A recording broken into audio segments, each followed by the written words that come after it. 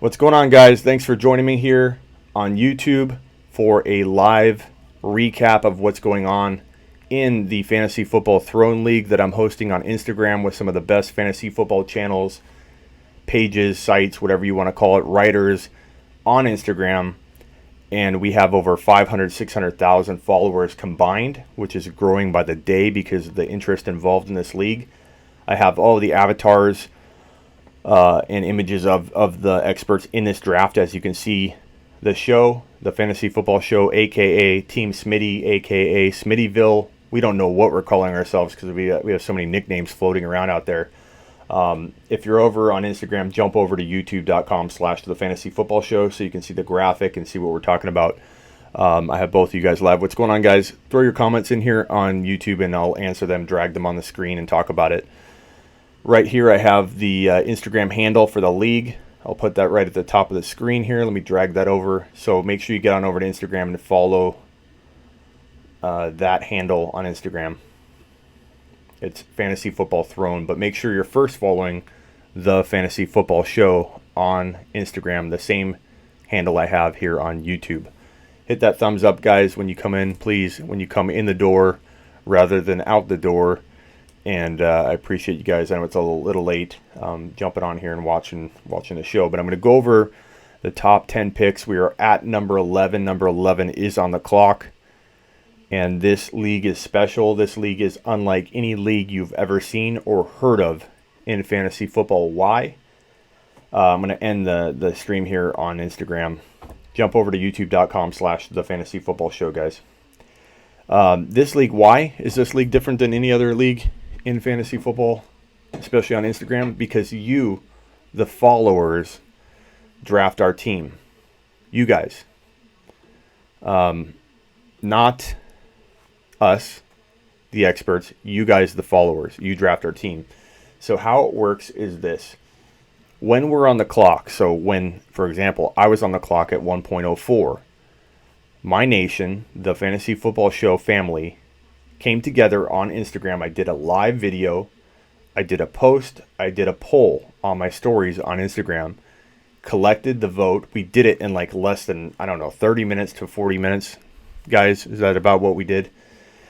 And we came together very easily, very quickly, very decisively for Alvin Kamara at 1.04. Now, you're asking yourself, wait a minute, Smitty, I see DJ up here at 1.01. What the hell is going on here? Did you mess up the graphic? The answer is no. The fantasy football counselor in this league, who is a huge channel on Instagram, he drafted David Johnson, or his nation drafted David Johnson. There was a little controversy over it, but he did. He drafted David Johnson. Argues the points that David Johnson is going to be the workhorse. He's going to have a bounce back year. That is extremely high. I'm here to tell you I do not have him that high at all. I think the highest I could rank DJ would be 1.05 to 1.07. That's about the highest you'll see me take David Johnson. I think he can earn 1.05. I would potentially take him at 1.05 to 1.07, but I have never seen him get drafted even inside the top 4. So to see him go at 1.01, I did it live. He and I went on Instagram live together, and he wanted to see my reaction when he made the pick, and I was like, goat saying DJ at 1.01 is crazy. So let me recap some of this for you real quickly, and then we'll get into the picks and me analyzing it. So we did a random draft order on Instagram Live, pulling numbers out of a hat. The counselor got the 1.01. We got the 1.04. Team Smitty, a.k.a. the Fantasy Football Show. You see it right there. We're at pick 11. We have about 8 to 15 hours to draft. I say 15 because if it hits midnight, we don't count midnight to 6 in the morning. But there's a theoretical timer that I don't necessarily enforce where you draft within about 8 hours of business hours, so to speak. So it's a long draft. This is going to take months, maybe a good month or month and a half to complete. But you guys, every time the expert is on the clock, you, the followers, for your chosen brand to back, make the draft selection. So for Team Smitty, when I'm on the clock, I do a poll. That's what I did with Kamara. I did a post. I did a live. I did a poll.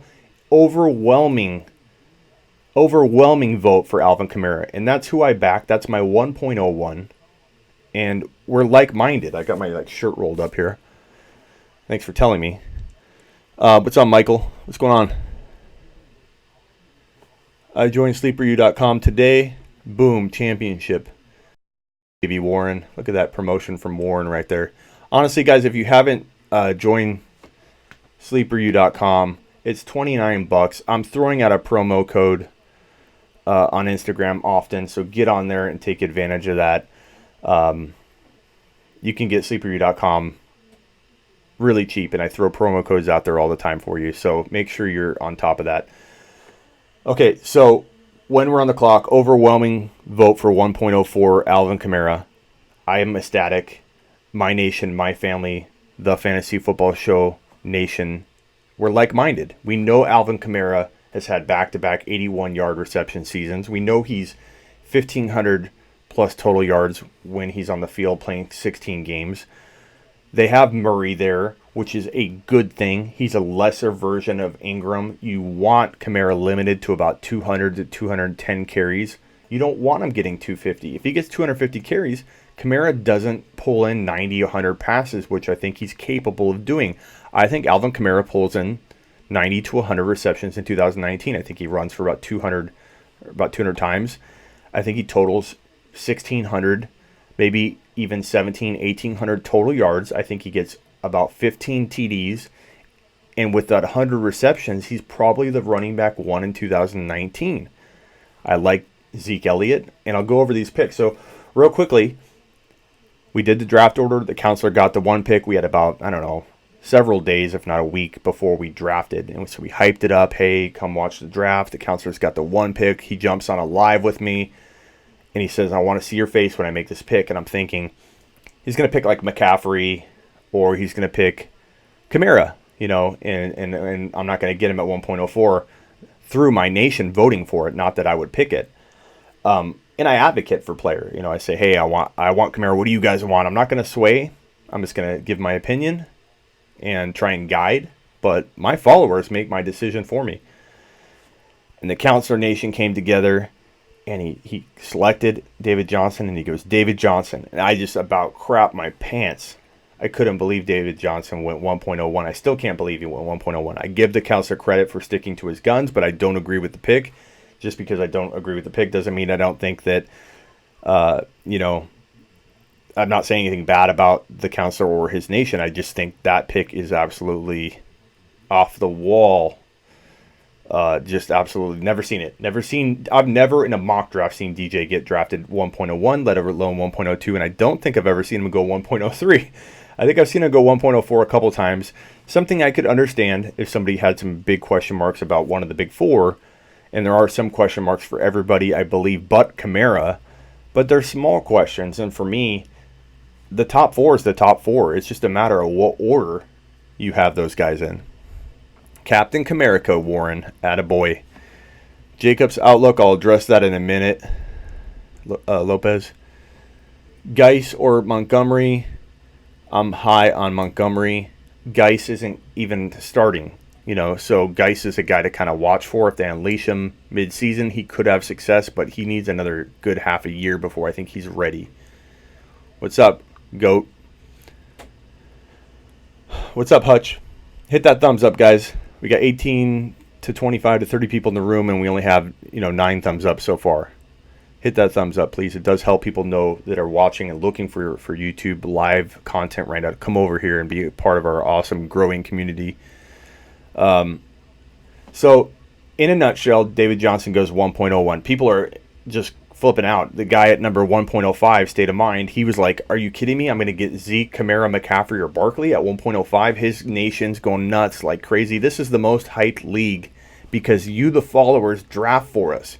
You guys control the team we go to battle with week in and week out. All of these pages are experts. There are 12 teams. Everybody here has some kind of big following, whether some of it's more on YouTube, some of it's more on Instagram.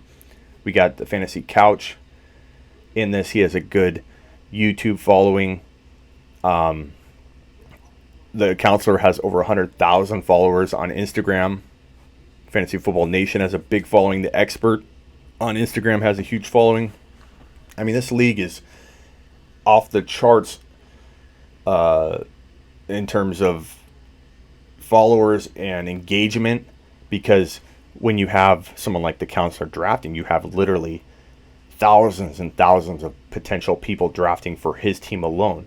You have, couple 3,000-4,000 people from my Instagram account, and then all of my nation people trying to chime in from sleeperu.com and the YouTube folks funneling in. You have tons of people with hands on who I get to select and take into battle, and I got Kamara, and we take him in together because you guys are going to help me with tough lineup decisions, trades if I have them. I'm bringing them to you, tough lineup calls. Who do we pick up on waivers? I'm getting a lot of the info from you guys and then deploying that in this league. So you guys are in charge. It's the best way to do this fantasy football expert league process, I think, ever. And I created it because I thought it would not only help a lot of us grow and reach more people. That is one objective, and it's doing that on a grand scale. But it was the one way to get all of you, because we're asked all the time, let me play in a league with you, Smitty. I want to play in a league with you. Well, now you not only get to play in a league with me, you select my team. It's just, I think it's been a genius idea, and I'm really proud of it. Really proud of it. I'm really proud of how everybody's handled it. And it's just been a fun time getting to know a lot of these sites, getting the pages, getting to know a lot of you guys, new followers coming in. It's been amazing. So let's go over the picks.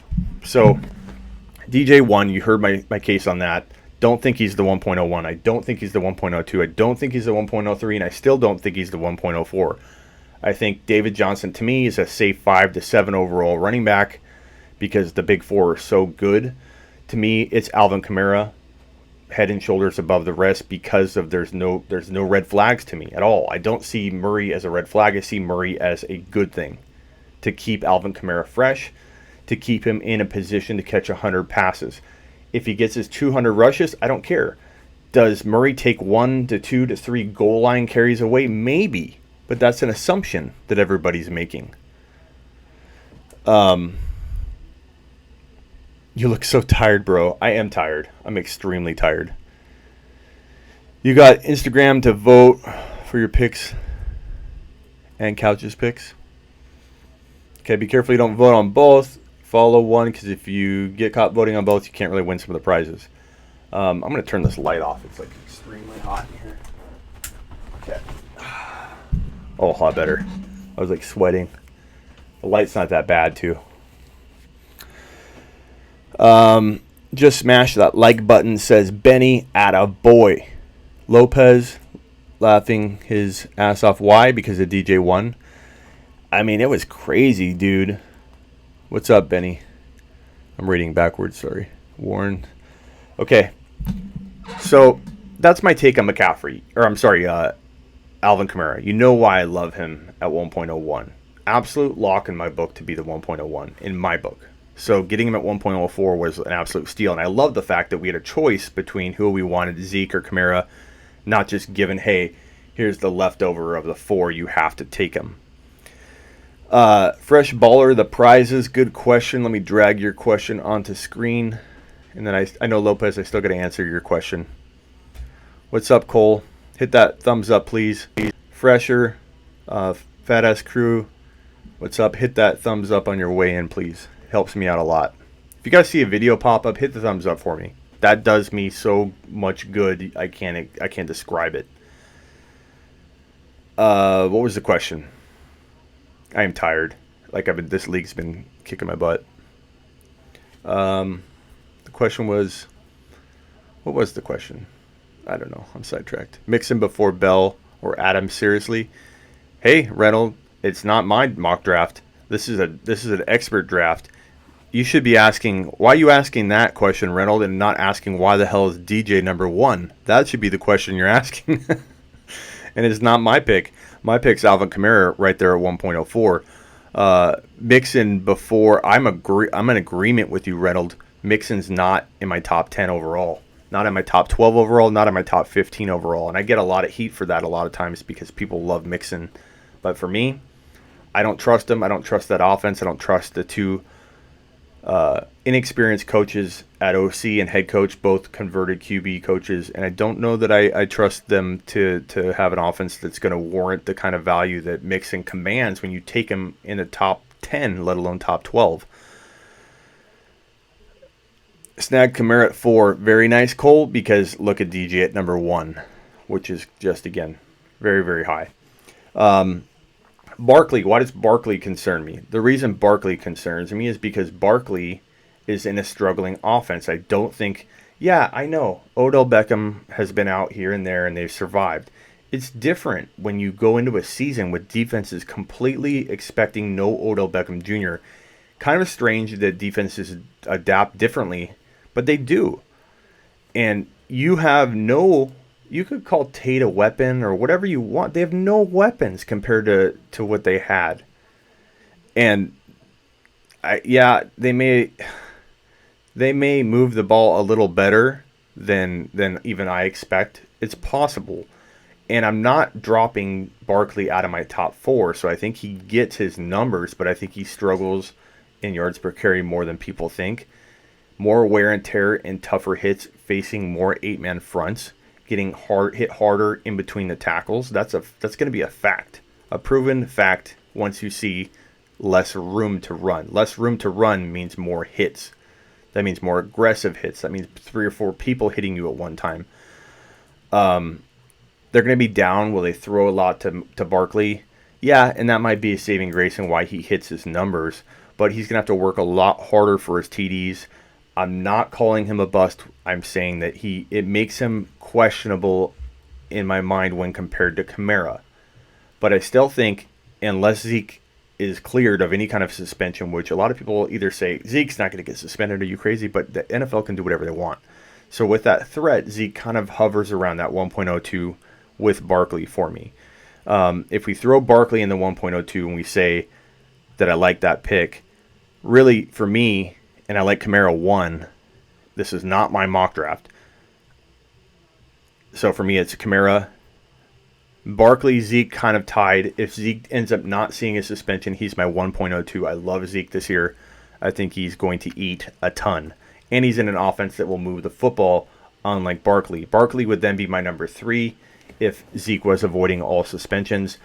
And then that leaves McCaffrey as my number 4. So Zeke at 5 is an absolute steal. I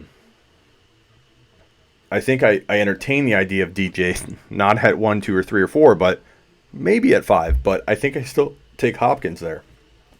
I think I probably still take Melvin Gordon at 6, and then I probably take DJ at 7. What do you guys think of that? What's up, King? What's up, my man? This is not my mock draft. This is the draft that I'm currently in on Instagram at Fantasy Football Throne, or better yet, just go to at the Fantasy Football Show. I'm even going to nix this right here so you guys don't get confused and send you too many places. But on Instagram, go to the Fantasy Football Show. Let me drag this over. Go to the Fantasy Football Show on Instagram, and then I'll tell you exactly what you need to do. But I want you on Team Smitty, a.k.a. the show, a.k.a. Smittyville. We're calling ourselves all kinds of stuff. Lucas, King, Goat, Lopez, Fresher, Fresh Baller. Fresh, I'm tired. Warren's there. Benny, Benny says, I think I made a bad trade in Dynasty. Can you talk about it when you get a minute? 10 team, 0.5. 1 QB, Dynasty traded Thielen, Marvin Jones, and Latavius Murray for Marlon Mack, and a top 5 2022, number 2. So top 5, number 2. So a second rounder and Mack for Thielen, Jones, and Murray. I don't think you made a bad move, Benny. I probably would prefer, you could maybe get more for Thielen. I'll put it that way, maybe. But I like Mack, I think, more, to be completely honest with you. And I have questions about Mack, too. So I probably would trade either Thielen or Mack if I own them because I think their values are good. But I don't think you made a bad move there. Michael Thomas, yeah, he's got to go soon. But for me, Hopkins would be the 5. if we put DJ back down and pulled him out, I think Hopkins, then I think Gordon, then DJ, then Adams, and then instead of Bell, I'd probably go Mike Thomas. Then I'd go Bell. And then you're talking what, Juju, maybe. You're talking, maybe Julio, maybe Odell. Let me pull up some rankings and toss out some names, and you guys tell me who you think is right. For me, you like Juju at 11, GOAT. So just to look at a top ranking here on sleeperu.com, I've got Kamara, Zeke, Barkley, McCaffrey, Hopkins, Gordon, Hopkins. You could go Michael Thomas, David Johnson, then around 7 to 8. Then Odell Beckham Jr. is kind of getting close, but I think he's a better second rounder. I just think he's going to have a big year. But definitely take advantage of him falling into the second round. So you got to go probably Adams. Then maybe you think Le'Veon Bell. So when you get to like the 11-10 or 11-12 range, you're talking about Odell Beckham Jr., you're talking about Julio Jones, you're talking about Dalvin Cook, you're talking about Juju Smith-Schuster, you're talking about Nick Chubb. And then I think that's about it. I think those guys, I mean, some people might say Connor, but I'm not taking Connor there. Some crazy names get thrown out, but for me, that's it. Those are the guys I'm debating on. And the guy I like probably the most right when you get into the top of the second round is probably Nick Chubb, if you are getting him as your second drafted player, and if you're committing and vowing to yourself that you're going to get Kareem Hunt, because Chubb without Hunt is like having an elite top 5 to 10 running back with a really serious threat of him getting hurt and not playing like 3 or 4 games. They're going to use him a lot until Hunt gets in there and back. And I'm not saying Hunt's going to take over, but I think we're looking at Chubb potentially getting hurt and being overworked. And he's an injury-prone guy, and he's going to be used a ton. So this is it, man. This is the top 10 picks in our expert draft with some of the biggest Instagram pages on Instagram. And this is the drafter. This is like an unorthodox order. Like, I never, ever would have pictured DJ going number 1. And I think if you did an expert draft 100 more times, not one of them would have DJ at 1. That's just, it's been one of those crazy leagues. How many teams in your league, Lucas? Oh, you guys are talking amongst yourselves. I'll let you deal with that one. Chubb or Luck? Luck gets hurt. Chubb. Luck's going to get drafted a lot later. What is the Throne prizes? Someone asked that already. That's what someone asked, and I didn't address it. Sorry. So the prizes we have so far. Get on at the Fantasy Football Show. DM me or check out my post where I tell you how to win the first prize. We're giving away Bluetooth portable speakers. Get on there, check it out. We're giving away the first one right now. I think we'll decide by tomorrow. You have to follow all 12 of the accounts, and including the 13th one is the Fantasy Football Throne account. And once you follow all those and you type a comment in that post that says done, I'll know that you did it. And then we're going to pick one person at random and give them, I think it's equivalent to about $50 Bluetooth portable speaker. It's pretty awesome. I believe it's black. Courtesy of Media, who owns a pretty cool app. I'll try and link that, or remember to link that in the description here. It's a cool trash talking app. Those guys have donated over $500 worth of Bluetooth speakers to just kick off the sponsorship and giveaways. We're expecting more to come. Believe me, this thing is huge. This is the biggest Instagram, really probably one of the biggest expert leagues I've ever seen. And I created this on Instagram. It's definitely the biggest Instagram expert league that's ever hit Instagram, because we have over 600,000 followers pretty much involved in every pick. So it's pretty crazy, because you guys, the followers, make our picks. These picks right here were made by the followers. So the Fantasy Football Counselor had a few draft communities that came together, or chat rooms that came up with DJ. There was some controversy because some of the other people outside of the chat rooms didn't necessarily want DJ. The people in the chat rooms did, according to all the people that, were talking about it. So it had some controversy to it. I think had he done a normal poll, he would not have come up with DJ. It was the chat rooms that kind of changed the trajectory of that pick. But wow. Have you started your expert league mock draft? Ted, which one are you talking about? This is the real expert league that we're underway with like an 8 to 10 to 15 hour timer, depending on if we run into the nighttime. Is the counselor in the chat? I don't know. Here's what I did. So this is my league. I created it. I brought these 11 other, including myself, 12 expert pages on Instagram together, and I said, hey, kind of like the states, I'm giving you guys the power, and I'm not going to oversee how you collect your votes. You do it how you see fit. You do it with what makes sense with your content style.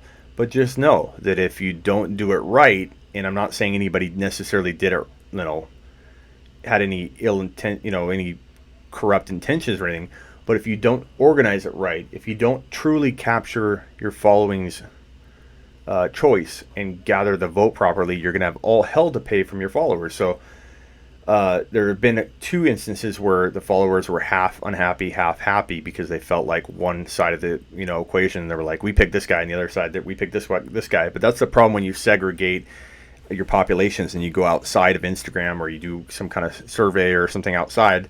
You run into those problems because the mood and feel in the comments and in the live chat might not match the actual voting. So my advice has been to all the experts involved, don't do that. Instead, just make sure you talk to your people. Go on Instagram Live, because that's what I do, and I talk to you. I'm like, guys, we're up. Who are we taking? And it was like, Kamara, Smitty, Kamara, Captain Kamara, Zeke, Kamara.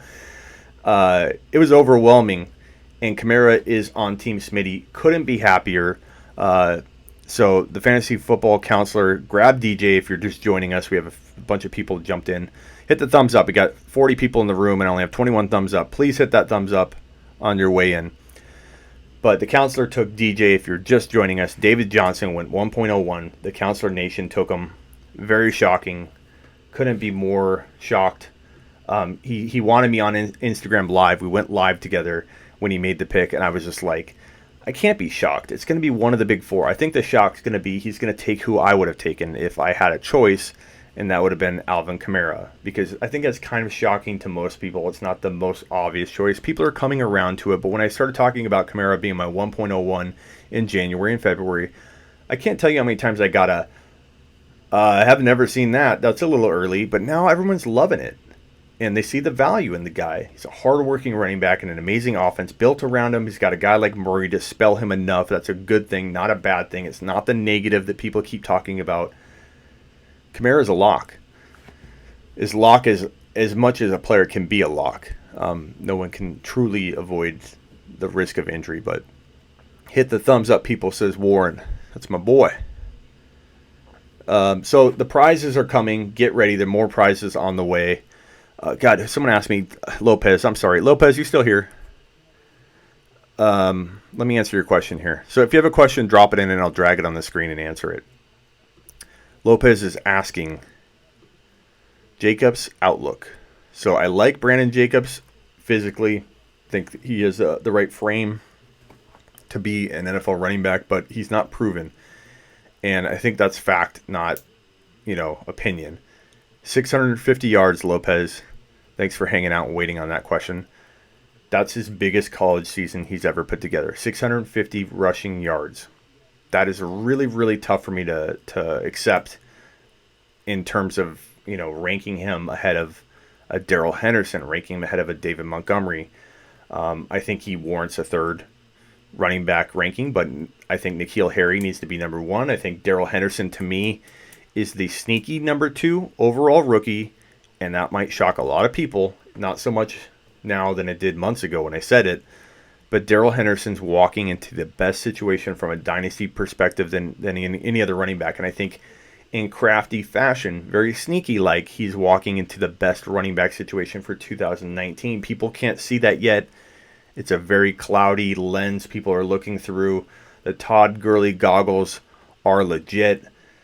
It's a real thing. People are wearing them all the time. They don't take the Todd Gurley goggles off. They don't see the writing on the wall. Darrell Henderson's walking into an amazing situation. It's not a matter of when, or if it's a matter of when he gets the starts and becomes a top 5 to 10 running back per start, if not top 5. I mean, I throw the 5 to 10 in there because I think people aren't ready for it.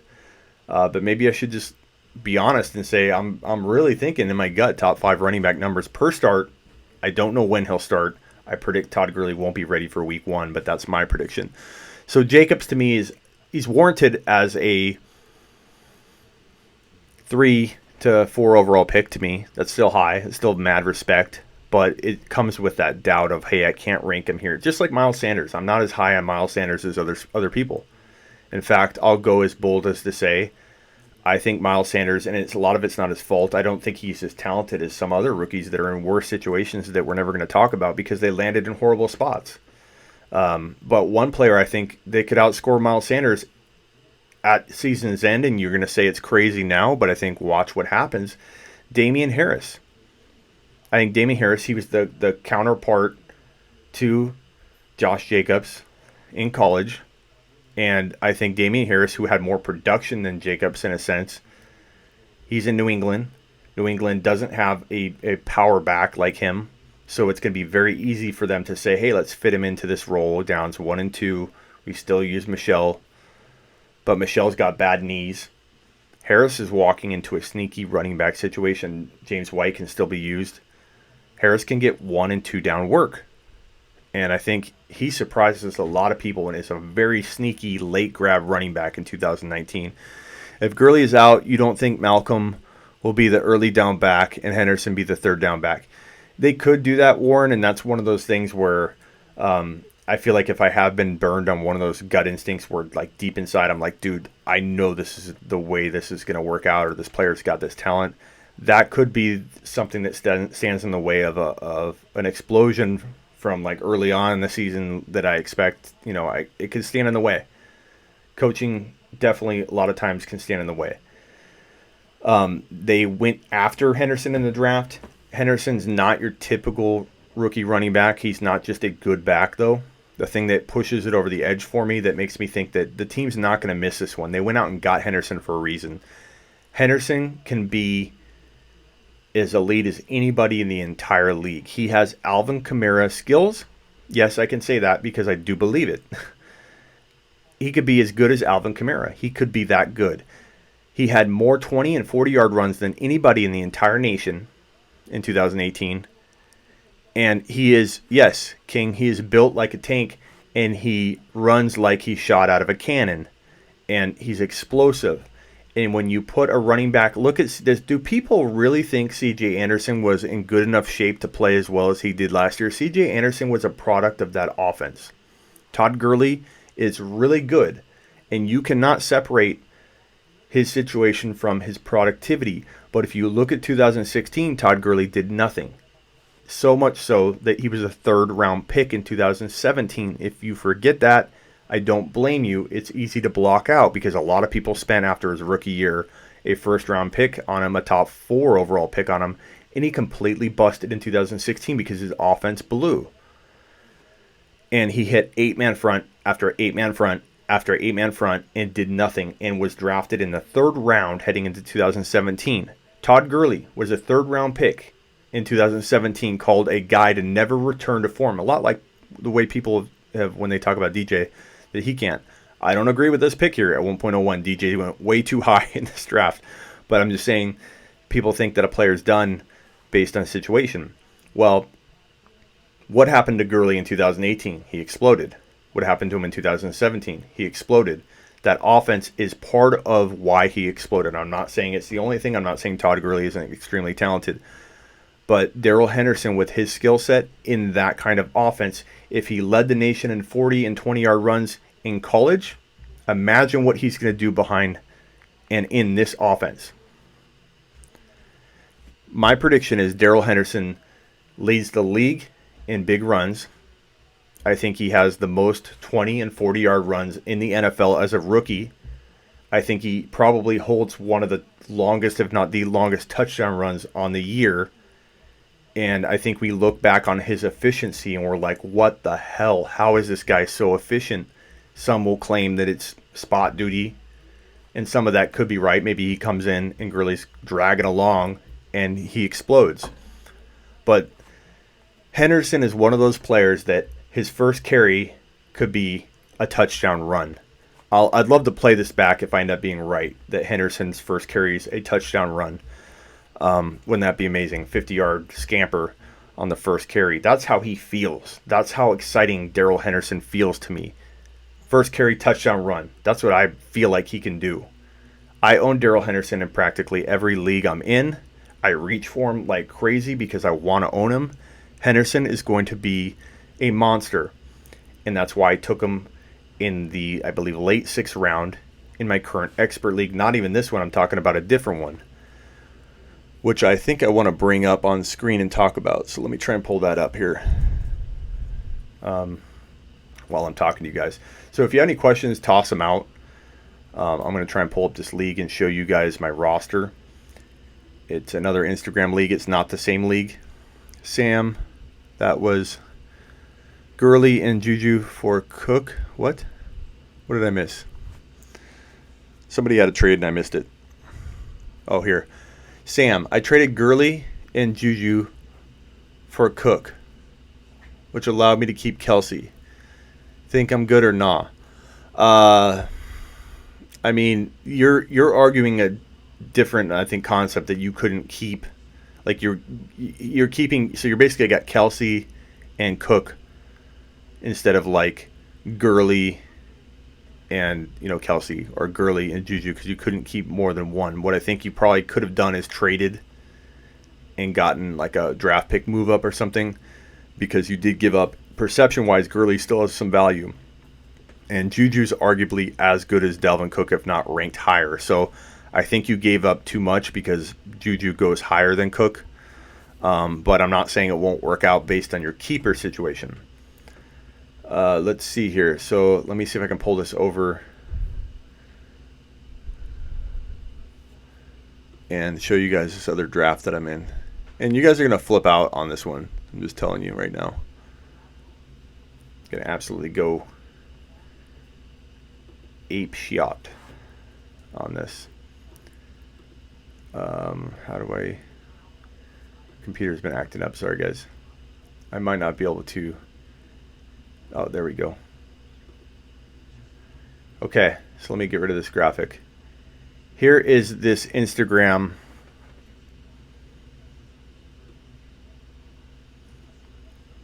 expert league. Let me drag some of this out of the way. Okay, still with me, guys? All 30, 45, 40 of you? Okay, so here's this draft.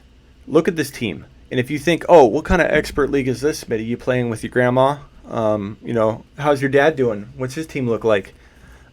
Look at the names in this draft. WalterFootball.com. Walter himself is in this draft. He's a big college guy. Lopez, get out of the way. I got your comment in the way.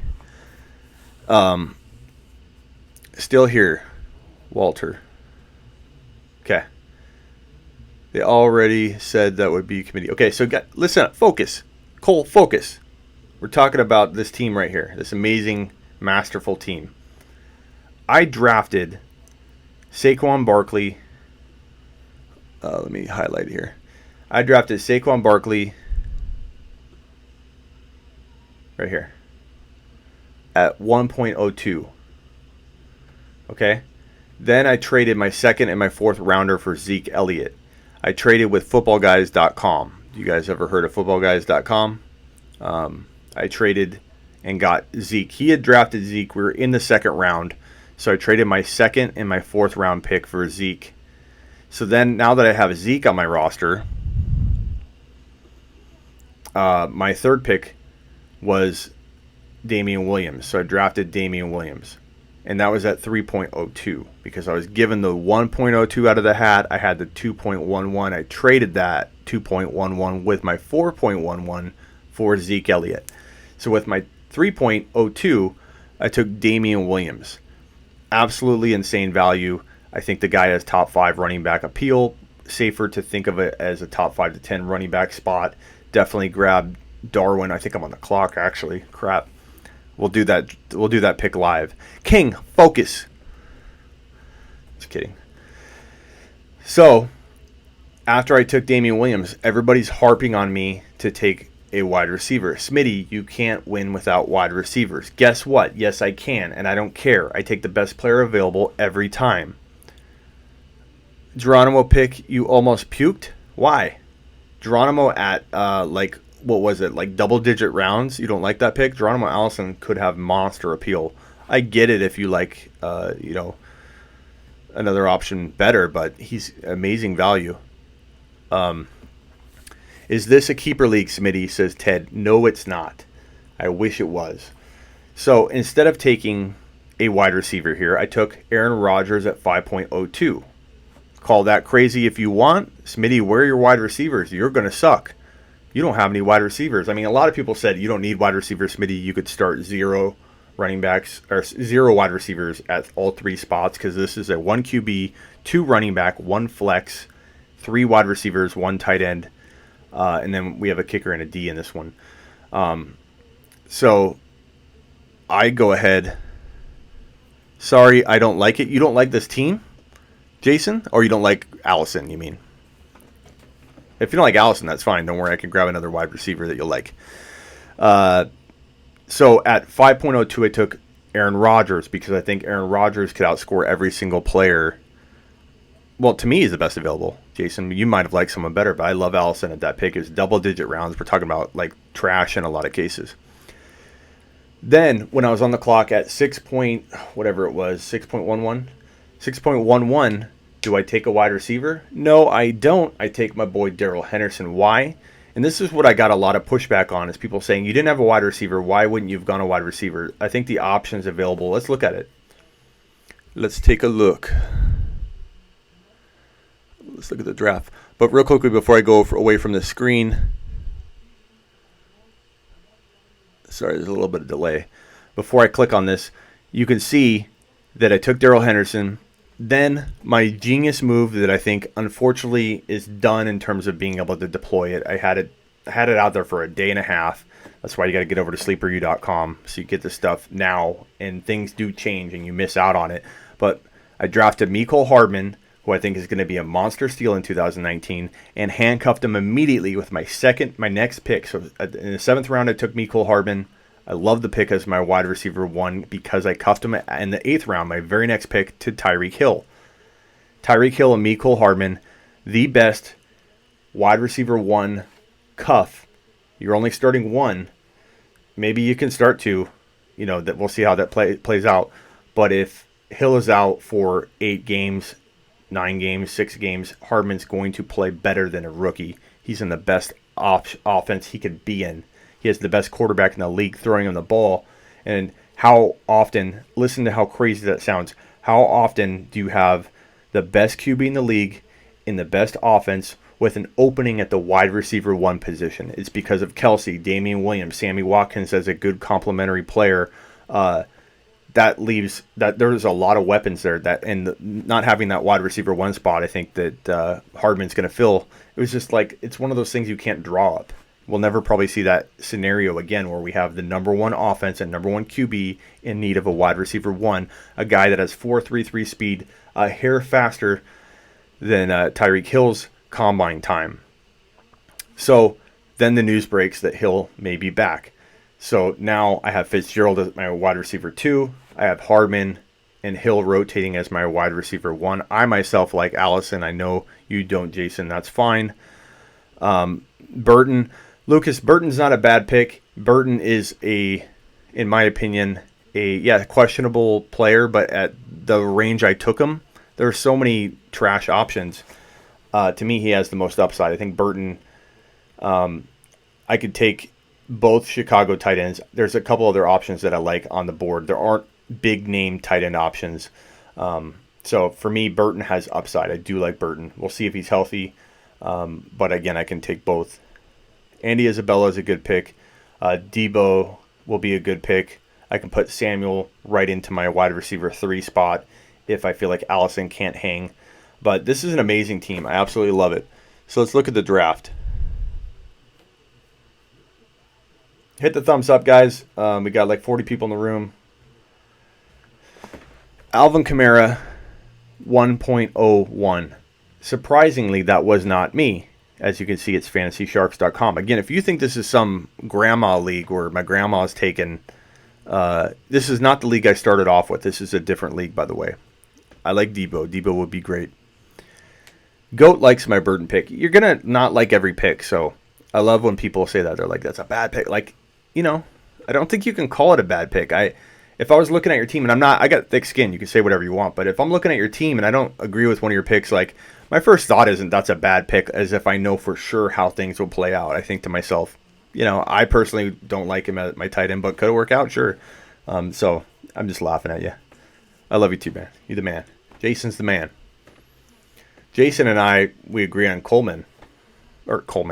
Me, Cole Hardman. I'm tired. So the show, a.k.a. Team Smitty.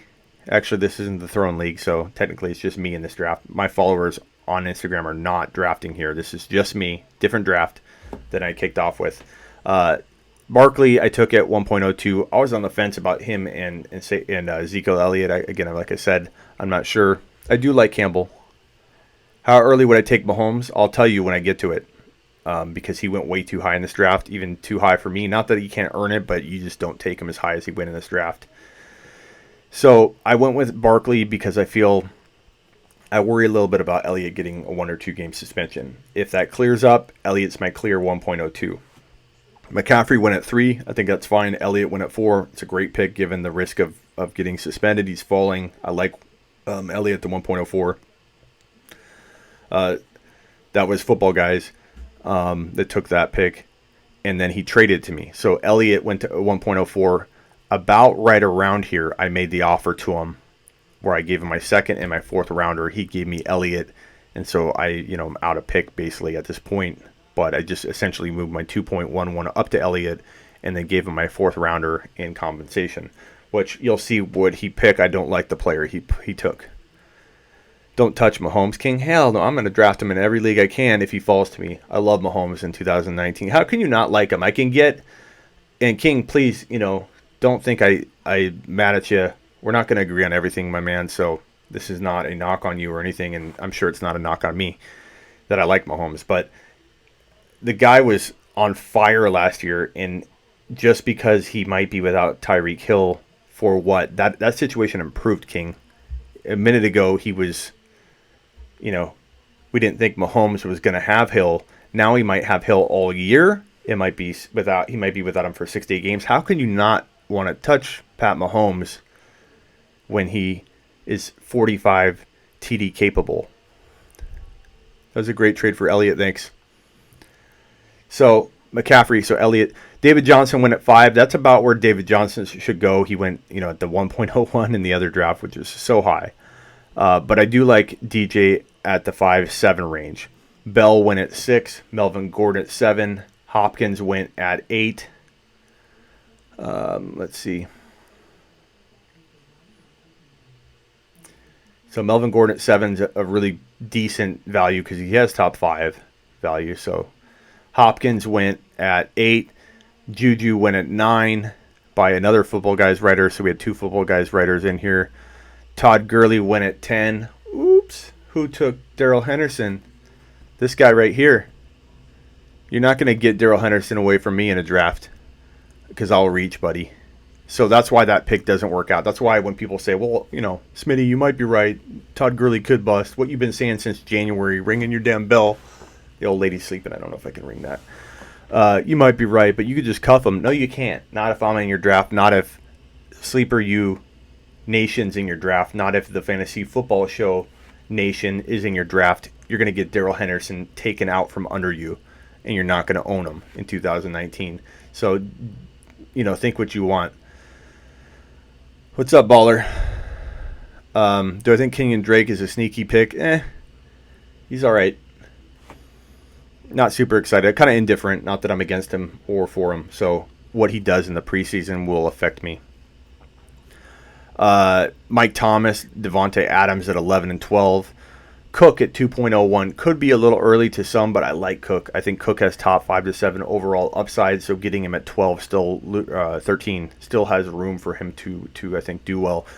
Julio Jones at 14 overall, 2.02 is good. Mahomes went to the same guy that I stole Darrell Henderson from. So clearly some picks that I think aren't going to work out for him. You take Gurley at 10. Not that I don't love Mahomes. Mahomes can earn top 15 overall value without question, but you can get him so much later. This is such an early pick, an unnecessary pick. I love Mahomes, but even I wouldn't take him at 15 because 9 times out of 10, if not 10 out of 10, if not 9.999 times out of 10, you won't have to take him until the very bottom of the third round. Now, if you're saying to yourself, you guys are crazy, I take Mahomes in the first, that's fine, and I won't call you an idiot, but your league's different. There are some leagues, some old school leagues, where people, just from the beginning of time take quarterbacks early, and that's just the trend, and so the whole league does it. You're in a different world if Pat Mahomes is a regular inside your top 15. I'm not saying you guys are wrong in terms of, groupthink for your league. I'm just telling you, you're living in bizarro land because the regular population of people call me absolutely insane when I take Pat Mahomes at the top of the third 100% of the time. If Pat Mahomes falls to me at the top of the first or the third, I can't help myself. I'm like a kid in a candy store. I draft him every time. Part of me wants to wait on just one or two different approaches. I'm not the kind of person that tells you not to draft Pat Mahomes early or tells you that QB's getting taken early is a mistake. I think that's, in my opinion, a moronic stance. If you say waiting on a QB is okay, I agree with that too. I think waiting on a QB is fine. I think that's one way to win. The part I have a problem with is when people say taking a QB early is a bad move. It's not. There are multiple ways to win. I love waiting on Baker Mayfield in the fifth round, the late fifth round, sometimes top of the sixth. It's a great approach. I love it. Mayfield's my number 3 QB, which is bold to many. People call that crazy. I'm used to it by now. People tell me that all the time. But Mayfield is my number 3 QB. So waiting can benefit you, but taking Mahomes in the third can also win you a league. Baller said, let me draft some of these comics over because this is a good topic. You guys are going crazy on this topic. So obviously it's good content. I want to drag this over. I'll make a money bet with anyone that Mahomes won't finish as the QB1 this year. Stop drafting him so high. That's from... Whoops, I dragged the second comment over. So, Baller, I love you, buddy.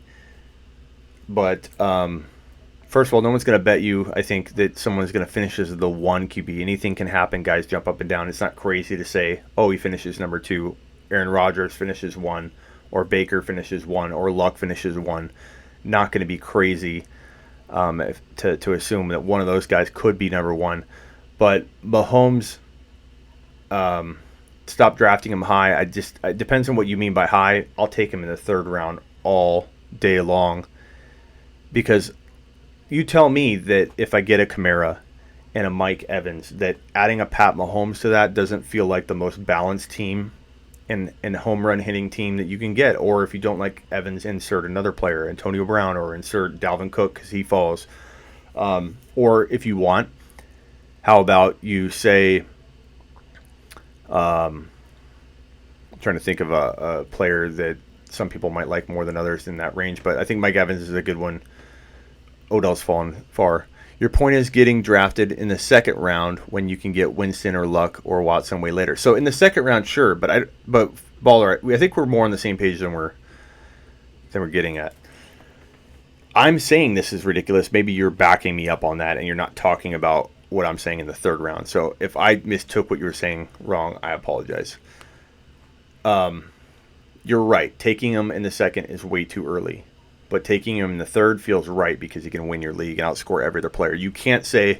So James is saying... And James and I haven't always been eye to eye. So James is saying Kamara, Evans, Mahomes is a dream scenario. It is. If you can walk out of your team, if you get so lucky to get a top 4 pick... Nick, it's not our pick yet. This is actually a different league too. But I did talk about that at the beginning, so watch the replay. I went over the first league, the Fantasy Football Throne League, in detail. Talked about all 10 picks. We're at pick 11, Nick, so we're a ways away from picking. We're days away. Hit the thumbs up. 40 people in the room, only 32 thumbs up. What? Hit that thumbs up. So anyways, let's move on from Mahomes. All I'm saying is I draft Mahomes in the top of the third all day long because I'm like Jason. The argument, I get it. It makes sense. Weight on a QB is okay. But when I take Mahomes in the third, you take your QB in the sixth or seventh, then we're comparing the other players. We're comparing who I got in the sixth or seventh compared to the Fournette or the whoever you got in the third. I like Mahomes and Ridley. I like Mahomes and whatever sleeper I can land in that sixth or seventh compared to your Fournette and your QB. That's me. I don't like Fournette. I don't like a lot of players in the third round. The only time you see me pass on Pat Mahomes at all is if I see Kittle in the third round or Damian Williams in the third round, and I say to myself, I'm going to own Mahomes in like 8 leagues. So I'm going to go Kittle, and then Pat and Baker. So the only other dream scenario, Jason, a player I would like to have if I didn't go the Mahomes route is either Aaron Rodgers in the fourth. So picture this team: Kamara, Mike Evans, Kittle, and Aaron Rodgers. Freaking fantastic. Walk me to the bank right now. So there are scenarios where I do love to wait on a Aaron Rodgers, but I can still build just as dominant of a team, one that I might like a little better and have awesome results with consistency-wise is with Mahomes at QB. Another jokes on you. I wouldn't take Fournette anyways, but I understand your take. I just wouldn't be owning Mahomes in any leagues because of his ADP. Okay. Another team I like would be like Kamara, and I keep using the same players just to show the same scenario with it altering slightly, keeping the same variables. So Kamara, Mike Evans, Kittle, and in the fourth round maybe a Aaron Jones if he fell. He's climbing a lot. And then a Baker Mayfield. Like, walk me to the bank. Walk me to the bank in all those scenarios. And I can build a winning team with that formula, with any one of those formulas. So that's why none of them are wrong. That's why the only thing that's wrong is to tell somebody that taking a QB anywhere is wrong, because taking a QB in any place where his ADP makes sense, you can build a winning team from. Cam, Goff, Ryan, Wentz, Winston all have top 6 upside. Correct, James, but you know what? I have different projections for my top 3, which is why I value them higher. And even though you can get a Brady or a Roethlisberger in like the 8th or 9th round or something, I get it. Very, very awesome value, but it still doesn't. I still feel like Mahomes, Rodgers, and Baker Mayfield and Luck can be head and shoulders above everybody. And not to mention, again, it's not just about that. Even if Mahomes isn't that far ahead of Luck, let's say, and you can get Luck in the 4th or sometimes top of the 5th even, I still like my Mahomes and the guy I draft if I nail that player in the 5th or 6th round where Luck is getting drafted. And then again, you're comparing 2 players for 2 players. Yeah. Breeze going way too late. And Baller, that's a great approach. Like, the thing I'm telling you is your approach is not wrong either. I just find it funny when people say that the Mahomes early approach is wrong. It's not. It's just not your cup of tea. It's not the way that you feel you're going to build the team that's best for you and your skill set of drafting players at certain spots. Baller, we all have our strength. My strength is in stacking up and doing big name players, trading depth and having 4 big guns and then finding those James Connors, because that's what I do. That's why I have Sleeper U for sleepers and picks like that, because I land them. That's my strength. And so I build teams that way. I have teams that usually make people go, you have no depth, you're going to get crushed. And then, I landed James Conner, and boom, I have a team that looks like, hey, how did he get that like extra top 15 player? That's how I build. So, Baller, all I'm saying is, I'm not calling your approach bad. I'm saying your approach can work damn well. So can mine. But for some reason, it seems like people act like their approach is the only way. And I'm just telling you, out of all the years I've done this, the one thing I've learned is that you can win 100 different ways. Just because you love a certain way doesn't mean you should rule out the fact that others can win that way, or that maybe down the road you might try it and love that strategy. Perfect. I was just commenting to your jokes on your comments, so I felt like that you were saying that mine was wrong. So I was just hitting back at you, man. I appreciate you being here. Differing opinions rock. Keep bringing it, Baller. I like you, my man. Just keep bringing it. Awesome perspective. Thank you, Jason. Mahomes 50 TDs seem like an outlier, but who's to say he hasn't hit his ceiling yet? The guy is like from another world, and I think he's only going to get better. And this whole, like, he's going to be without Tyreek Hill. Even if Tyreek Hill was cut tomorrow because some other news came out, I've still got him locked and loaded in the third round. Let's continue the draft. So we got 41 people in here, 34 likes. Hit that thumbs up, please, and let's go through the rest of this draft. For those that are just coming in, let me go to the top real quick, and I'll scroll fast through this. Okay, so here, hold on. Okay, so here we go. Alvin Kamara went 1. I took Saquon Barkley at 2. McCaffrey, Zeke Elliott went. Then I traded my second and fourth rounder for Elliott. So I currently own Barkley and Elliott. David Johnson went at 5. Bell, Gordon, Hopkins, Juju, Gurley, Adams, Thomas. That rounds out round 1. Dalvin Cook went in round 2. Julio Jones, Pat Mahomes, super early. Totally unnecessary. Even though I want to own him. Thought about trading for him somehow, but that owner doesn't even talk to me or respond to any of my trade offers. I hate that. That always sucks. Have fun. Why do a league, if you're not going to draft? Kelsey, on paper, makes sense, but I'm not taking Kelsey in the second round. I just feel like, you know what, I'm going to prove to you guys, and I'm not just because he did draft differently than you probably would if you drafted Kelsey in the second, but I'm going to show you the difference in two teams. One that took Kittle in the third round and one that took Kelsey in the second. And you can feel the difference. You can feel it's like you take Kelsey in the second round as much as it makes sense on paper. He deserves it. He deserves it. As much as it makes sense on paper, your team is imbalanced. Your team looks like you're missing an entire player. So while I love Kelsey, he's a horrible first-round pick based on how your team will be balance-wise. He's a bad second-round pick based on how imbalanced your team's going to look. And Kittle can be just as good. And you can argue that. I get it. I shouldn't say it's a bad approach to take him in the second, but it just leads oftentimes to a team that just looks like it's missing an entire player.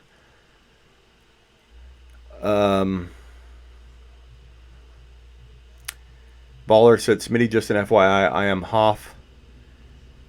You are slowly winning me over. Good. Huh? I didn't know you were Hoff, Baller. Attaboy. You now I get it, because you're always kind of a little bit against what I'm saying, but then you kind of come around or we agree on another thing, so that's funny. And now I feel that that's you. I know that's you from Instagram. That's funny. Terrence, that looks like Master Fantasy. I play in some money leagues on there last couple of years. Okay, let's keep going with the draft, and then we'll wrap this up because we're over an hour now. I'm sweating like crazy in the studio here. I didn't build air conditioning into this, thinking that with the door open it would flood in here, but I got to build something to get that air conditioning funneled in here. It's getting bad. Kelsey, Antonio Brown at 2.05. I like it. I'd rather him go at 2.07 to 2.11, or even I've seen him go at 3.01 on occasion, but I think that he has top 5 wide receiver appeal, so he's not a bad player to grab. Let me get these comments out of the way. If you guys have any more good questions, I'll plop them up here. Hit the thumbs up, guys, please. And subscribe if you haven't. It does me a huge solid. It makes the channel grow, and we're going to be huge. I predict we've gone to 1.3K. I think we're at 1.3K right now. Probably after the show ends, it'll be there if it's not already. But we're going to be at 10,000 by the end of the year. I have no question about it. This is the biggest response from this show. You guys are amazing. You make it. I work for you. I'm cranking out videos left and right for you guys, and cranking out content that I, as a fantasy football owner, would want to see. That's what I do. That's why I do what I do, and that's how I think. And lately I've been getting back to that, thinking what is it I would want to see as a fantasy football owner? Let me deliver that kind of content, because really that's what got me into it. And that's my plan, to create amazing content that you guys are starving for. Antonio Brown and Odell Beckham Jr. at 2.06 is great value. I love that pick. Thielen at 2.07 is way too high for me. Thielen is more of a third rounder at this point. They're changing their offense. They're going run heavy. Diggs is 2 rounds later, or sometimes 3. Diggs went at 2.12 down here, as you can see, way too high. So I don't think you're going to find him that high on average. You'll see him more like a third rounder. But Diggs, if you can get him later, is a better value. I just don't like Thielen at 2.07. Mike Evans is great at 2.08. James Conner is getting better. Remember when his ADP was number 7 overall, and I told everybody that he was the biggest bust of 2019 outside of Todd Gurley because some news would break that he would be sharing carries, that it wasn't a lock that he was going to get all the touches. And then like a month ago or less, news came out that they're going to use both backs all over the place. And now look at his ADP, exactly what I said, that it would drop like an entire round almost. And look at Connor. Connor's getting taken at 2.09, 2.11. I've seen a mock where he went at 3.02, or an expert draft actually. And that's about where, at the end of the second, where I say to myself, okay, I haven't had to pass on a Mike Thomas, an Odell Beckham Jr., or Julio or whatever to get Connor. Now Connor's around players like Fournette and Diggs and Mixon and stuff, and that's when he becomes more acceptable, because then you cuff him and you're not ruining the upside of taking him in place of those guys up top. He has more value. He becomes less of a risk the further he comes down in the second round. Joe Mixon at 2.10 shocks a lot of people because he oftentimes goes in the top 8, as you saw in the expert draft that I showed right before this one, the Throne League. He went at 2.08 or 2.07, whatever it was. That's where he's been going, and he's a huge risk, a big bust potential guy in the first round. As a second rounder, he's more acceptable. I like Mixon a lot more here. I still don't tend to own him because I don't trust him yet. Call it gut instinct. Call it more of like a feel of how I think that offense is going to not be quite as good as people expect with those two inexperienced coaches that don't have head coaching experience, that are QB coaches converted into an OC and a head coach, that are getting Andy Dalton as the putty they're supposed to play with and mold with their skill set, which is QBs. Chubb, I love the value at 2.11. This is the pick that the guy that traded me, Zeke, took. So this was my original pick at 2.11. I traded the 2.11 and the 4.11 for Zeke Elliott. He took Chubb. Couldn't have been a better pick. He didn't handcuff him to Hunt, though. That's a must. Or Chubb feels more like a third-round player, because I believe he will miss some games given his aggressive style, his size, his injury history, and the fact that Hunt will be there to pounce once they need him. I'm not saying Chubb wouldn't get his job back when he got healthy, but I really believe that we're looking at one of the best top 5 to 10 running back situations if you have Chubb and Hunt together as one crew. So like that pick, I think he did good. What he didn't do well was use the 4.11. So he traded Zeke for Chubb and a player I'm going to show you down below. And when you look at the trade after the two selections have been made, it's like head scratching. That's why I think Hunt is going to be pretty good. I wish YouTube allowed us to like or upvote comments on the live chat. I agree. But Baller, do me a favor, when this is over and you see the YouTube video finalized, and give it a thumbs up again. If you guys don't mind hitting a thumbs up again once it's up there. And add comments. Ask me a question. One thing you'll know, Baller, and you know this, Hoff, over on Instagram and here, is I get back to pretty much everybody. So whether you disagree with me at times, like, I am dedicated to you guys, and you'll find no more interaction from anybody than from me. What do you think of what do I do in a second if all top tier receivers are gone? Should I go Kelsey, then Evans, or should I go Mixon, Cook, then Kittle? Like I said, man, Kelsey's not a top 2 round player for me. I know he warrants it on paper, but I don't draft Kelsey. I just won't. He's not going to fall to the 3rd round, so I'm never going to own him in 2019. I'm okay with that because Kittle's falling to the 3rd round. So yes, Cook in the 2nd, then Kittle, or Evans and Kittle. If you draft Evans, you're most likely in the top 4 or 5, because Evans falls about equivalently down in the 2nd round, about there. So you're telling me that you have a top 4 pick if you're telling me you're going to draft Cook. Is that correct, Lucas? Please tell me if I'm right. My assumption is you have a top 4 pick. If you do, and you draft Kamara, who's more likely to fall to 4 than any of the other backs, if you're outside of Smitty's world, then you have Kamara, Dalvin Cook, or Evans and Kittle, and you can walk to the bank. Lucas, you have the 4th pick. See? I know what I'm talking about. I knew you had the 4th pick. You take Kamara or one of the remaining top 4 running backs. You take Mike Evans or Cook. Evans is probably a little safer. Cook has a little bit more upside to be a top 5 overall player. Pick your poison there. And then you take Kittle. And you literally walk to the bank. Not necessarily. You have to still land your other stuff. But that is an amazing core. Lucas, you walk out with an ear-to-ear grin. Or take Mahomes. I take Mahomes. I would take, if I were you, I probably would take Mahomes. Well, again, I love the Mayfield and Aaron Rodgers 4th or 6th round or 4th and 5th. Take Mayfield in the 5th. Take Rodgers in the 4th. You pick whoever you like, and then that way you can take Kittle. No problem, Lucas. Okay, so where were we at? Chubb. Stephon Diggs at 2.12 is just crazy. He hasn't, could he be really good? Yeah, but he hasn't earned that. How has he earned that pick? That's a really high pick. I do like Sharks. I do like Tony. He's an amazing guy. But that's a high pick. Fournette, I'm not a big fan. So, Tony and I see a couple of these players differently, which is fine.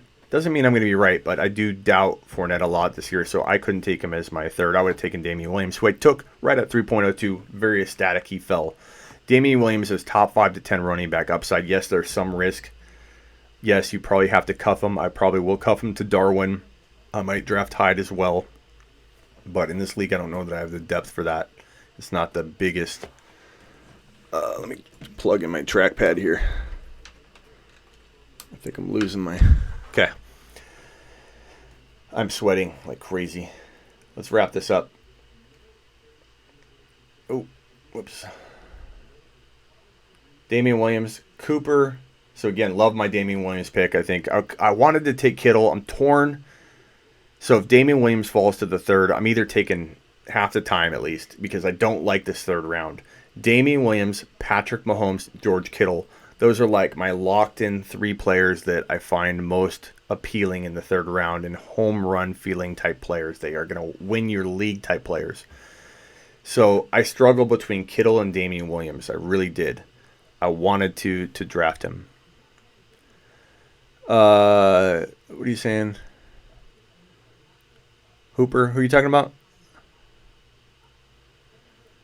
I don't know who you guys are talking about. With Ridley missing games and no Freeman, I don't know. Mayfield in the 5th all day. I agree with that.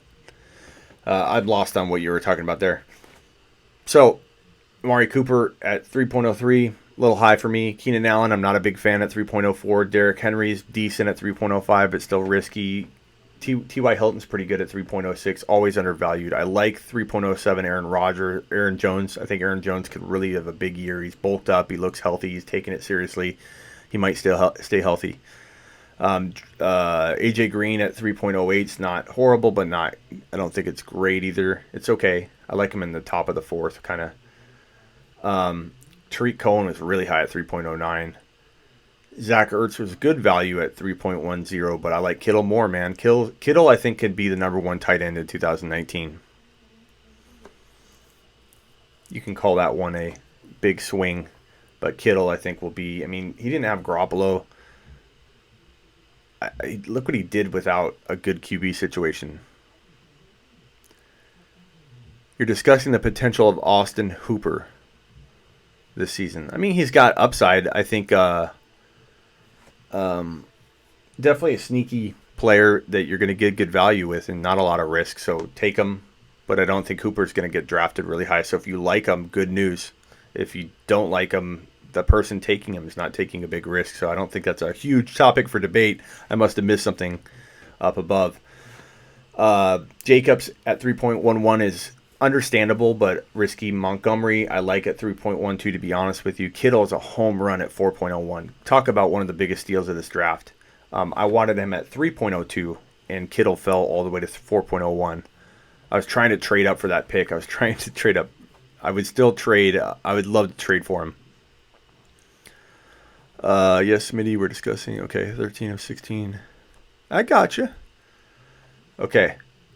I'm going to go through this fast because I'm like sweating like crazy here. I got to get AC in the studio here. Kerryon Johnson at 4.02 has potential. Michelle, I don't like at 4.03 or as my fourth drafted player, although he's earned that. I just don't trust his knees, and I think Harris is the sneaky player to grab. Yeah, Terrence, I love Kittle at 4.01. Kittle is one of my favorite third-round picks, top of the third. Again, Damian Williams, Patrick Mahomes, George Kittle. That's your third-round recipe for dominating the third round. Stick with those three guys. Yeah, Michael just worries me. Watch out for Damian Harris. Damian Harris is going to be very, very sneaky. Cost you almost nothing. There's like no risk. There's like zero risk. Mac at 4.04 is pretty decent. He's got risk, but I think it's like slightly more upside than risk there. I wouldn't take him in the third. I've seen Mac go really far. Yes, baller, I agree. So we're talking about the same thing there. Steele. You've been preaching Dalvin Cook as a top 5 upside guy for months. On a scale from 1 to 10, how confident are you that the prediction? So if he stays, this is going to be, I'll give you a stronger answer than this, so don't think I'm taking the easy way out here. If he stays healthy, I think it's like near a lock. The odds of him getting hurt, I think, aren't as high as people suggest because he struggled with a different injury last year. He was trying to get, compensated from, I think, recovering from the ACL. So he had, injuries that typically occur from that compensation. So he's had a year to get healthy, and I don't think any recidivism is really all that likely, in my opinion.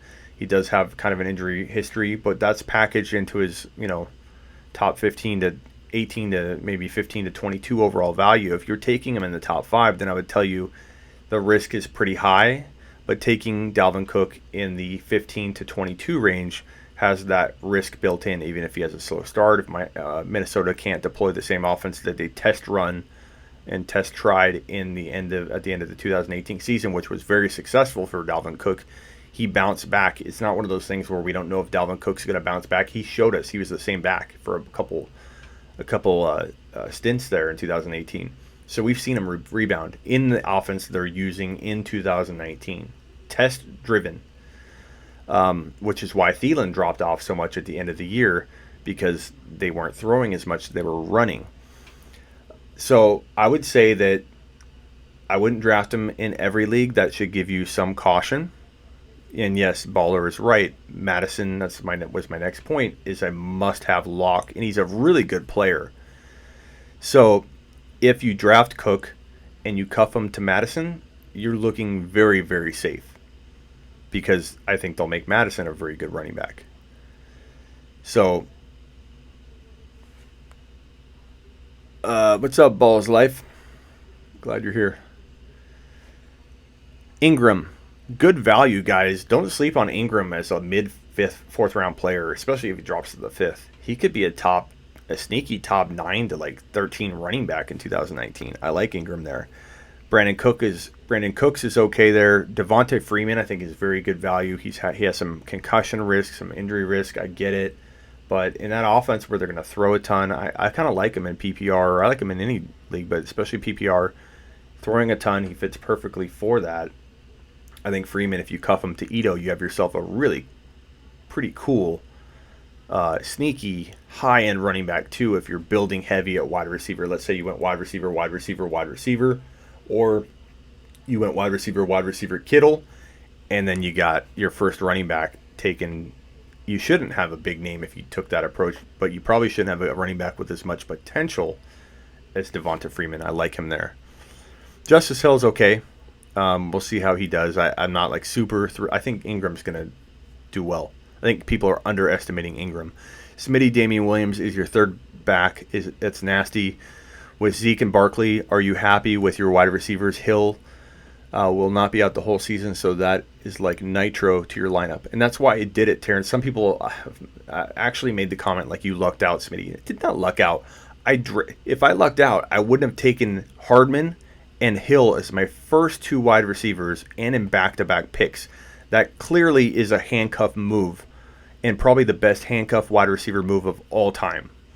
We'll see how that plays out. Maybe he'll get suspended again through some other news. But if that works out, I stole a top 15 overall player in Tyreek Hill if he returns and doesn't get suspended, and I crush the league. I walk straight to the bank, as I've been saying all night long on some of these picks.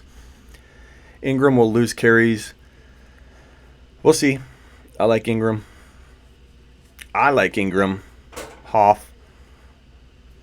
Edelman, I get Edelman had some numbers, but he's injury prone. I don't like him in the 4th round at all. I don't know if you guys are with me on that one. I wouldn't be surprised if you guys are not with me on that one, because his ADP is in the 4th round, which means the average person is taking him in the 4th round. So the average person in this chat might be, but I like to think that my crew is a little bit different than the norm.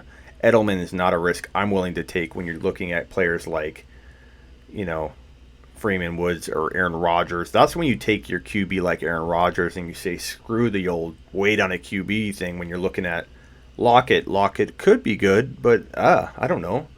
Edelman, Woods could be good, but you're looking at 3 wide receivers competing for the number 1. Thanks, Goat. You're looking at 3 wide receivers competing for the number 1 job. There's no lock there. So for me, it's like, go with Aaron Rodgers. Go with the guy. Unless you think Luck is the guy, go with Luck. Go with the guy you feel can score maybe 40 TDs, and then that's where you take your QB. When you start feeling that, that iffiness about the people left. Don't listen to when people say, wait till the 6th round to take a QB.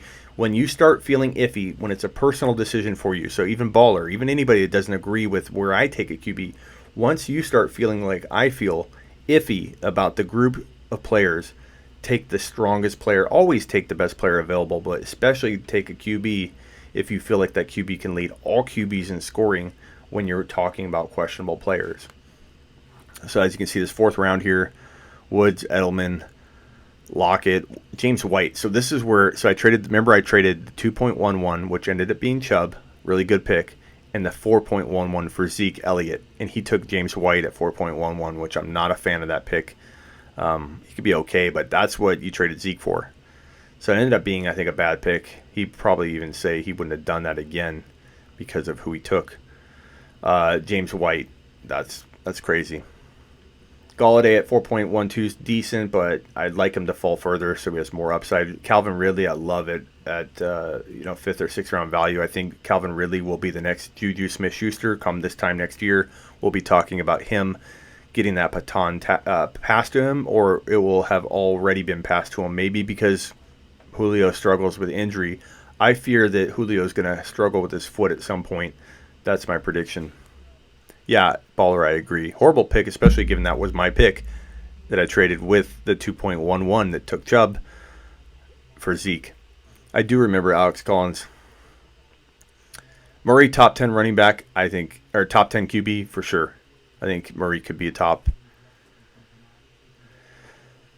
Where are we at? Aaron Rodgers, I took at 5.02. So you'll get to see where I passed on a wide receiver here. So you can tell me. So Ridley went. I liked Ridley. I probably would have considered Ridley there.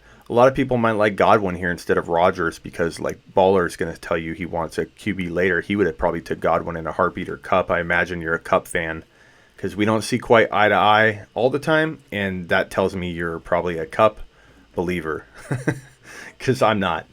Not at this value. Or 4th round value especially. He dropped further than normal here, but I'm not all about drafting a guy like Kupp who hasn't proven anything to me. Yes, he's been consistent and he was laser locked on with Goff early on, but Woods took over as the number 1 wide receiver. Not a Kupp fan, then awesome. So Rodgers here, you could argue these guys, you could argue Luck or whatever, but Rodgers for me is a top 40 capable TD passer. So for me, it was an easy call to say, I like Godwin, but I don't feel great about him as much as I feel about Aaron Rodgers for my team. To put an Aaron Rodgers next to a Zeke, a Barkley, and a Damian Williams felt like the most secure move I could possibly make. So think about that when you're drafting. What move do I feel like? I don't care about team need because I didn't have a wide receiver here, guys. I didn't have a wide receiver at all. I didn't panic. I didn't stray from my plan of taking the best player available because that's really the only plan I take into battle time and time again. But I took Aaron Rodgers because I could pair him next to Zeke, I could pair him next to Barkley and next to Damian Williams and have a 4-headed monster.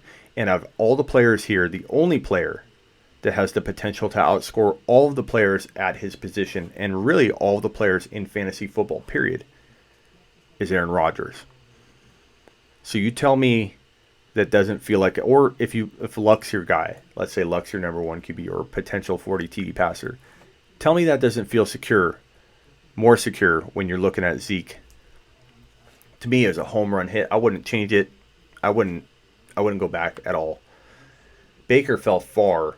I do like Baker, but I still can't see anybody here that could change the course of the direction of my team, the trajectory of it more than Rodgers could. Smitty needs some help, so if I grab a top 3 or 4 QB and also have Kamara, Barkley, and DJ, my wide receivers would be Robbie. And it doesn't matter if you own Kamara, Barkley, and DJ, and you still have you're taking the best player available, obviously, and that's great. Throw some wide receivers out, but I wouldn't think you need help at all. You have Kamara, Barkley, and DJ. It's insane. That's kind of like my team here. Hill could be a sneaky play. So yeah, that's where I'm saying at this point I'm seeing a little bit of pushback. Smitty, what are you doing? You're not taking a wide receiver. I don't care. I take the best player available. Godwin, Kupp, DJ, Watkins, Luck was decent there. Allen Robinson, Alshon Jeffrey, Mike Williams, Chris Carson, Landry, Coleman. There I am again, passing on a wide receiver, being called absolutely insane because Darrell Henderson, to me, again, same concept, best player available no matter what. I don't stray from it. When all things are equal, I will lean receiver, but I don't care. I can't even use Darrell Henderson at this point because I have Damian Williams in my flex spot. I have Zeke and Barkley in my running back 1 and 2 because I traded my second and my fourth for Zeke. I drafted Barkley. I drafted Aaron Rodgers. I don't have a wide receiver. I liked Philip Lindsay a little bit here, but I don't like, Robbie, no offense, you just said Robbie Anderson, but Robbie Anderson, Tyler Boyd was a thought. Those guys don't hit a home run like Darrell Henderson's going to for me. And I have very, very, very, very strong gut feelings about Darrell Henderson being the kind of guy that I could walk into an elite wide receiver with later on, either trading Damian Williams or Darrell Henderson. So for me, it's about what is the home run play here? What can impact my team the most? Because if I miss out on one of these guys from even Lindsey, but Geis, Drake, Robbie Anderson, Boyd, I'm not going to lose sleep over that. My team isn't going to suffer if I don't have one of those guys at all. I could fill that in like with my Larry Fitzgerald later. Like to have Henderson and Fitzgerald versus one of these players and no Henderson? No way. Not on my watch. Darrell Henderson gets drafted by me. Every time in this scenario. No question about it. I'm okay if you guys differ on that, but I'm just telling you, Darrell Henderson's going to impact my team and my trading ability later than any of these guys. These guys won't sniff the kind of value Darrell Henderson has, I believe, in store for 2019. I do like Boyd there. If I needed to go wide receiver, and a lot of people say I did, Boyd would have been a good pick. Evan Ingram, O.J. Howard, Baker Mayfield was a good pick here. I think he's great at 6.11.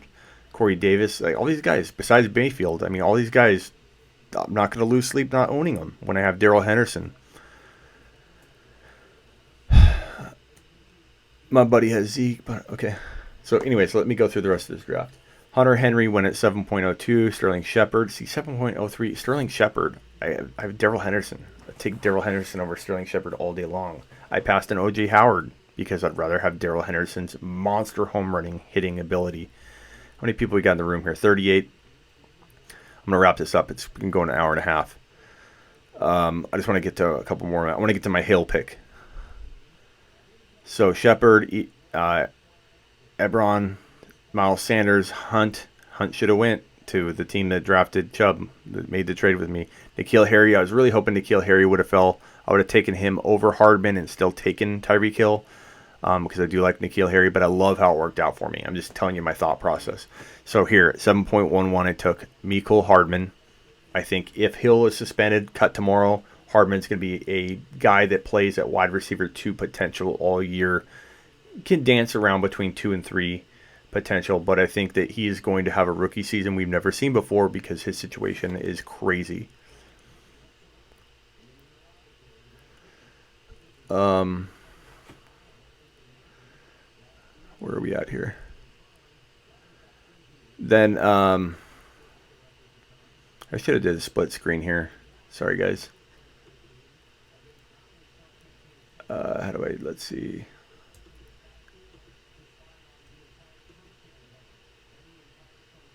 Oops.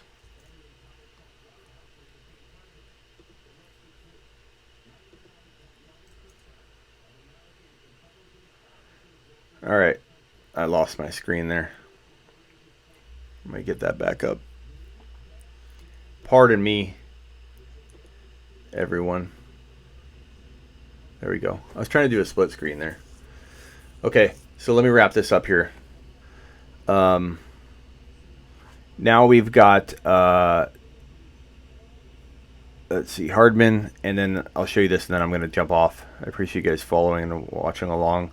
So as after I took Hardman, my next pick up was Tyreek Hill at 8.11. I ended up taking Larry Fitzgerald. We love it, Sand Beach. We love it, Smitty. Sand's my boy. Okay, so let me show you the roster again, and then I'm going to jump off. So here's the roster, gentlemen and ladies, if there are any in the room.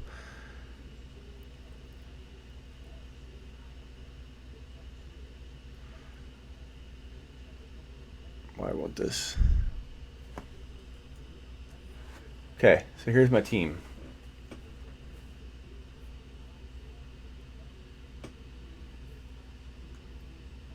Why won't this scroll?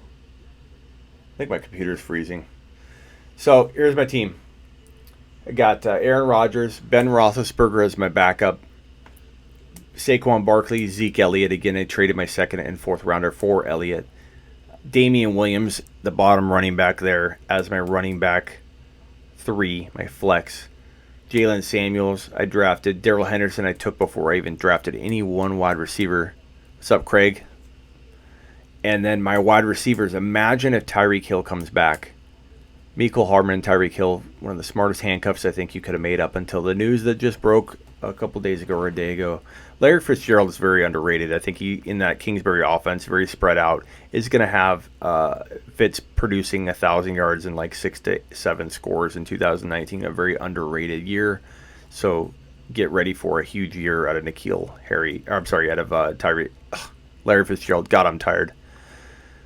Trey Burton is dead. Possibly. We'll see.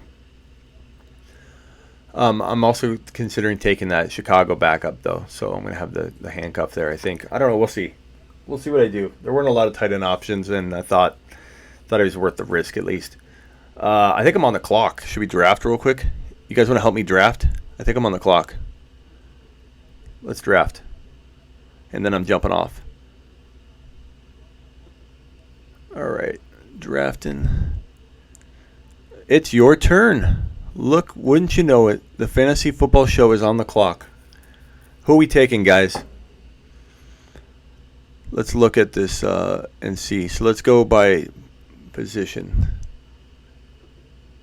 I'm thinking, and you guys are probably going to think I'm crazy. Let's see. Here are the running backs. I know you guys are going to say wide receiver or tight end, but I always look at best player available. A guy I like Madison. I like the backups for my Chiefs situation. Darwin. I don't know if Darwin went. Let's look at the wide receivers. And then we'll go to tight end. Wide receivers, John Brown, Josh Gordon. Crowder's okay. Paul Richardson, Callaway. Who are you guys thinking here? Eckler. He's got a big upside. John Brown, decent. Okay, let's look at let's see if Samuel's available. I like Debo a lot, even as a rookie. Debo's there. Debo's a thought, guys. I know he's a rookie, but I'm in a situation where I could use those kinds of players because I've stacked myself and I'm looking for my wide receiver 3. Unless Allison fills the spot, which a couple of you don't like Allison. I myself do like him. I'm going to select tight end here. Tight end. Yeah, I like Debo. I'm definitely leaning there. So I do need a tight end. Goddard.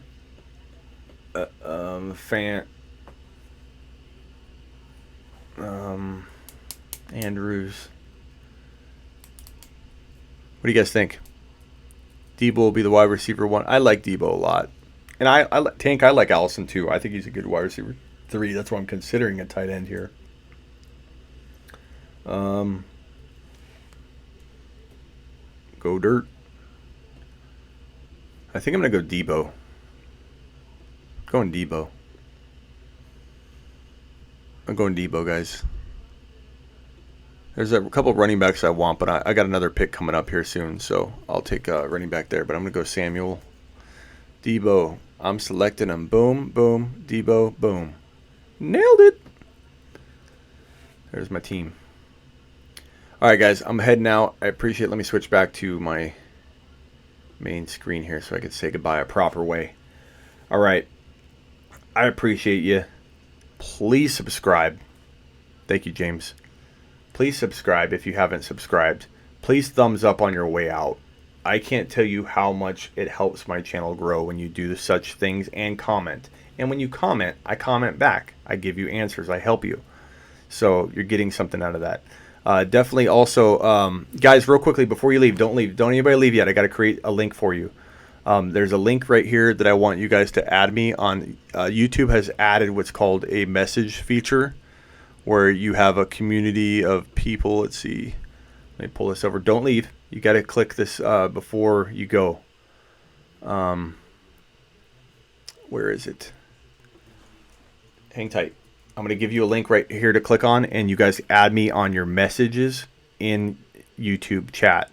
YouTube's developed this really cool feature where you can be on everybody's messenger, and it's going to be something that we're going to use soon. And if you're on that, it's going to allow me to like contact you and send you stuff through the messenger. So I'm pasting that in here real quickly, Terrence, before you go.